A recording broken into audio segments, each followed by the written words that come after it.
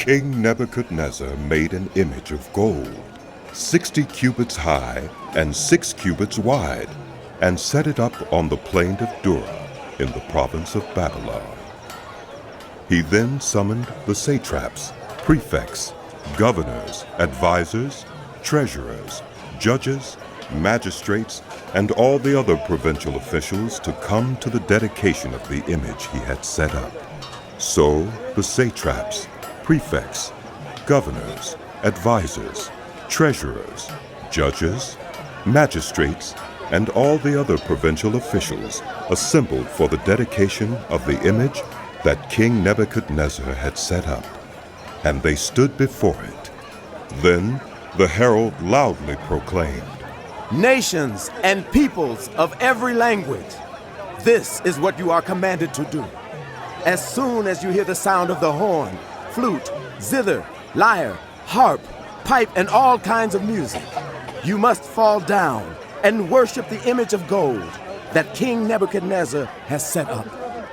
Whoever does not fall down and worship will immediately be thrown into a blazing furnace." Therefore, as soon as they heard the sound of the horn, flute, zither, lyre, harp, and all kinds of music, all the nations and peoples of every language fell down and worshipped the image of gold that King Nebuchadnezzar had set up.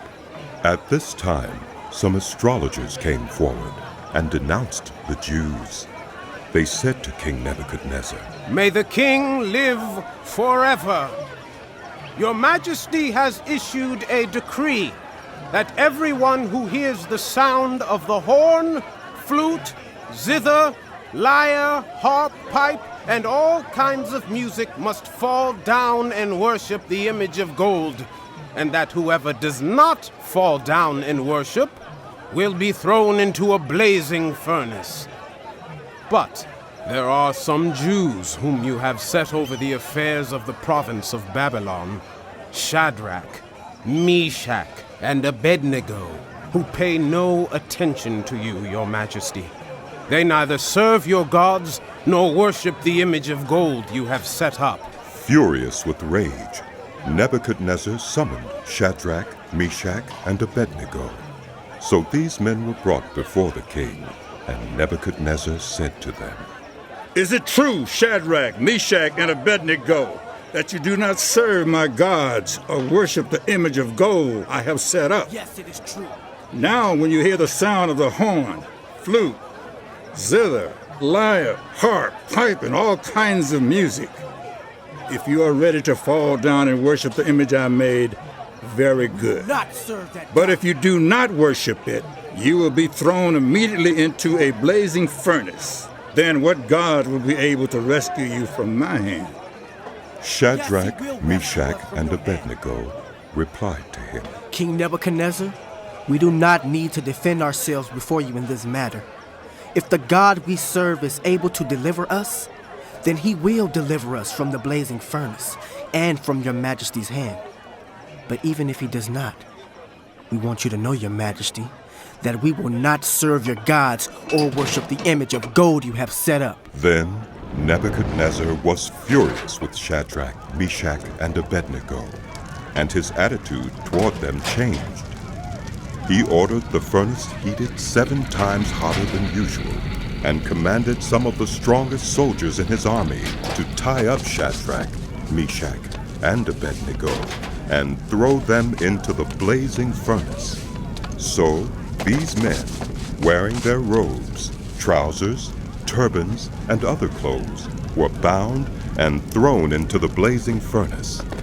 The king's command was so urgent and the furnace so hot that the flames of the fire killed the soldiers who took up Shadrach, Meshach, and Abednego, and these 3 men, firmly tied, fell into the blazing furnace. Then King Nebuchadnezzar leaped to his feet in amazement and asked his advisors, "Weren't there 3 men that we tied up and threw into the fire?" They replied, "Certainly, your Majesty." He said, "Look, I see 4 men walking around in the fire, unbound and unharmed, and the 4th looks like a son of the gods."